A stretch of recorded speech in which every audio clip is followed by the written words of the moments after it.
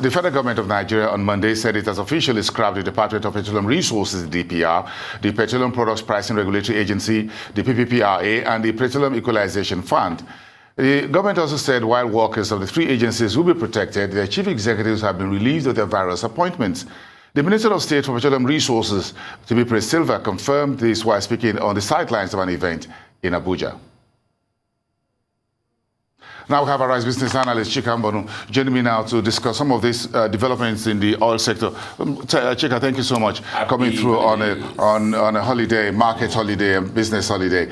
But again, the business of oil never sleeps. You and I know that. Anywhere in the world. As we're speaking right now. It's the blood of our country. It's the lifeline. Some have questioned the need to have a Nigerian midstream and downstream petroleum regulatory authority plus the Nigerian Upstream Regulatory Commission. Can you break it down a little bit for us very quickly? Yeah, I mean, some people... And why we are replacing those three with additional other two? Some people, let me start from the scrapping of the DPR, the PEF, and another body.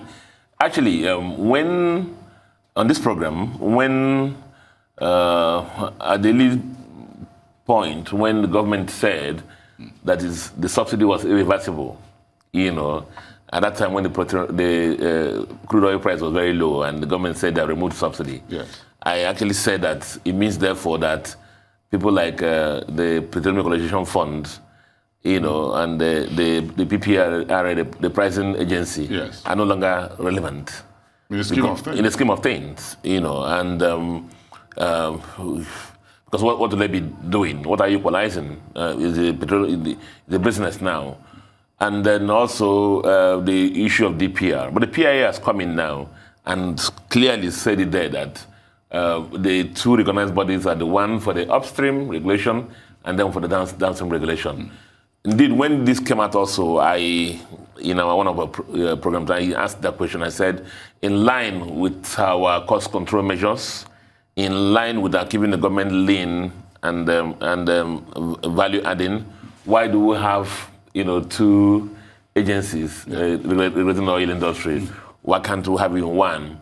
Especially keeping an eye on the Rosario report that was talking about, scrapping and merging some agencies, yes, doing similar things. Yes. Somebody say oil is oil, but I mean, some other people saw some dichotomies between the upstream and downstream, and said they're very distinct, and it's necessary to have those two agencies.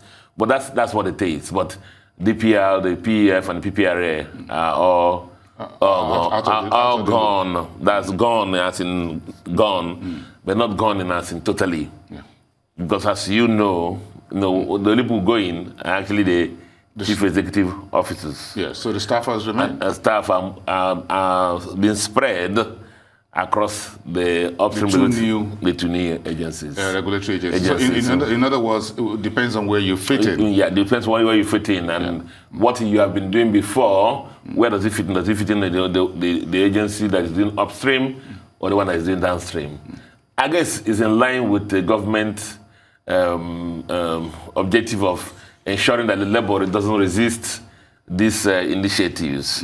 Because each time initiatives like this happen, and it has to lead to people losing their employment. Well, we haven't really heard much from the NLC regarding this particular PIA thing. It looks like because of the fact that jobs are guaranteed, as you can see from the fact that even with the scrapping of the DPR, the PPRA, and the PEF, that the only people who lose their jobs are the political appointee, the heads. Here we are with the Timipre Silva, the Minister of State for Petroleum Resources, that the Upstream Regulatory Commission will be an enabler of investments in the country's upstream oil sector, onshore, offshore, deep water, hydrocarbon business. Are you confident this agency will bring in the much needed billions of dollars?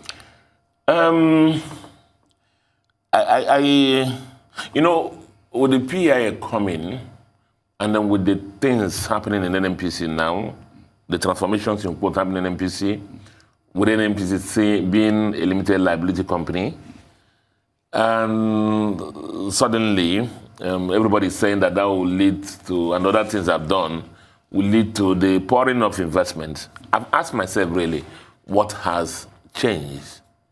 What has really changed? Fundamentally speaking. Fundamentally speaking. Because the kind of NMPC we are looking is an NMPC that's structured along the line of NLNG, where you have an independent professionally run company managed by professionals with non-interference of government. But this NMPC that was incorporated, remember who owns it? It's 100% government owned. You know, so either as a parastatal or as a limited liability, company, it's still the same government thing. So, you know, as I said at that time, yeah, we're on a journey, so let's celebrate that. But for me, I'm still wondering what has changed. What is new? What are the new accountabilities? And I've not seen them. You know, so is NMPC a newborn baby now because it's a limited liability company now? By name, by structure, by operations? Or by operations, by accountabilities, independent board of directors, you know, annual budgets are being... Would they really be independent? You know, so...